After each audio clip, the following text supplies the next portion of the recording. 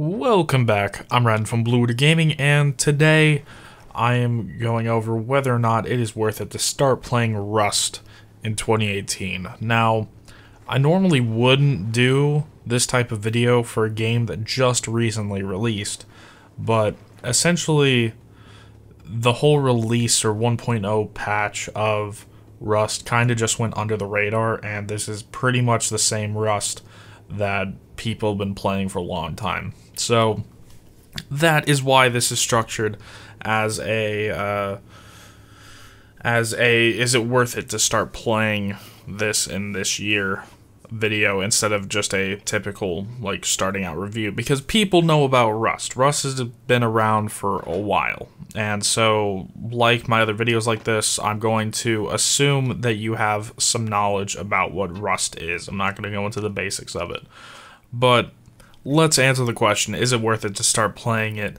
in 2018? And this is kind of a complicated answer, because in some cases it is, and in other cases it isn't.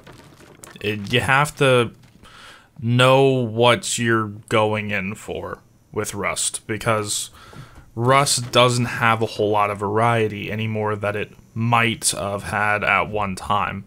I actually just started playing Rust this year, about a month ago from the time this video is being uploaded, so I don't have an extensive knowledge of the history of Rust, but I have talked to many people that do have pretty old knowledge of Rust. Some of them have even played Rust since it had zombies in it, which was, years ago at this point. So that's kind of where I'm coming from with this. So essentially there's two things that you're going to be doing in Rust. You're going to be surviving, and you're going to be dealing with other people. If you don't like dealing with other people, which I don't blame you, then you're gonna just want to pick a low population server like what you see me playing on here. But essentially, I've heard that at one time some people were friendly in Rust, but now it's essentially just kill on sight for everybody. If you go to a large populated server that might have up to 300 or more people in it, then kill on sight is definitely something that you need to expect.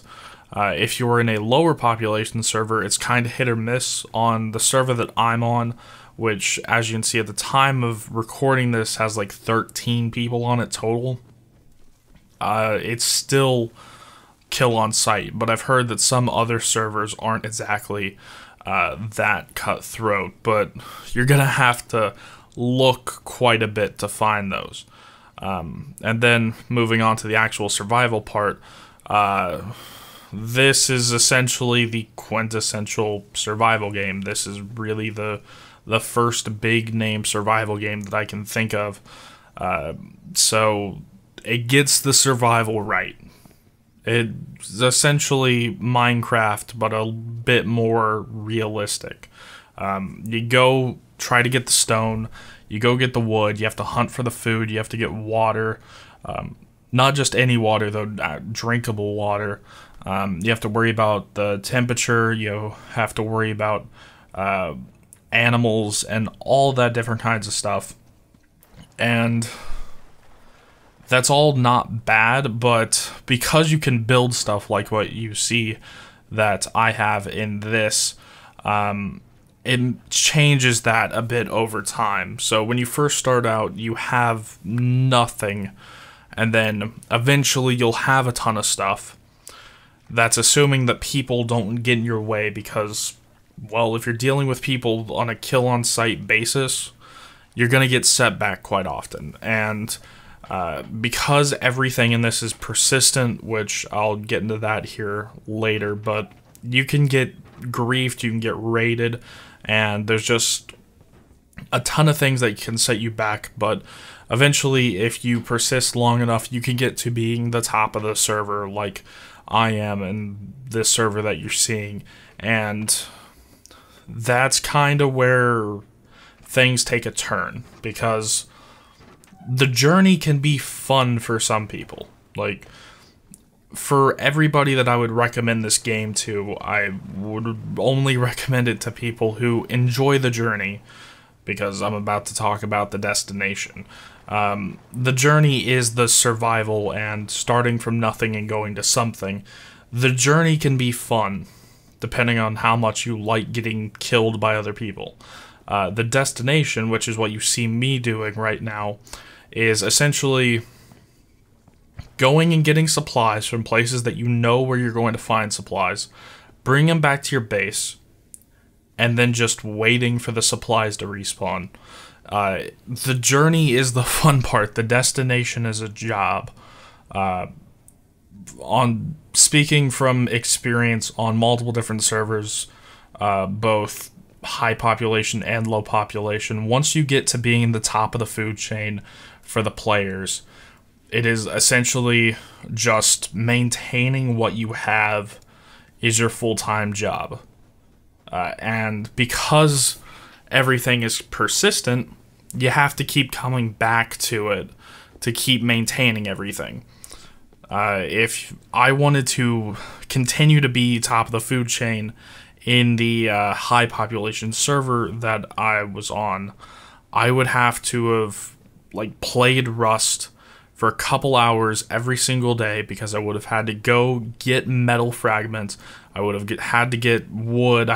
Would have had to get just other things like that, and bring it back to the base after doing a supply run, and then I'd have to be able to make weapons to defend the building and kill other random people. And this, once you get to the top of the food chain, you can't really take a break. I had to come back and play Rust every day or every other day, because you have to maintain everything, because it's a perpetual system even when you're not playing the game.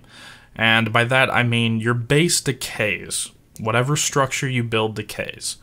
And there's an upkeep cost. It's paid every 24 hours, or I believe it's paid perpetually.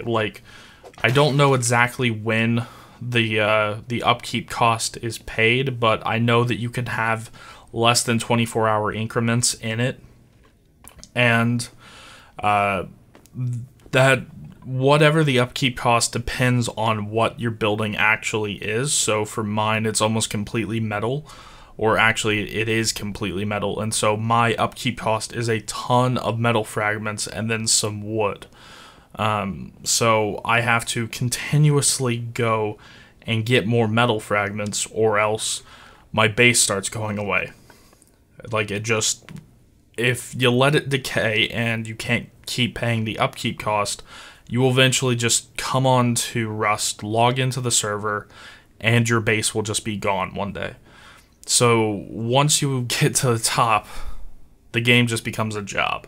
And so because of that, and because of the pretty much kill on sight rule for everybody that I've ever come across in this game, this makes it kind of not as easy of a recommendation as it might have once been, back when the community was once a bit tighter, where it wouldn't just be kill on sight for everybody.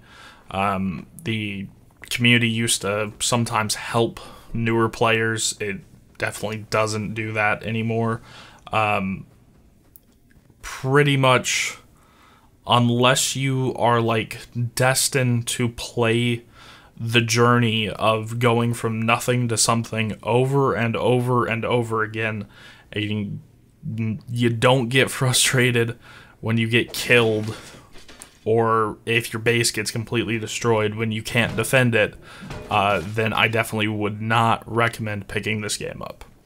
Essentially, there's no reason to choose Rust over any other survival game at this point in time.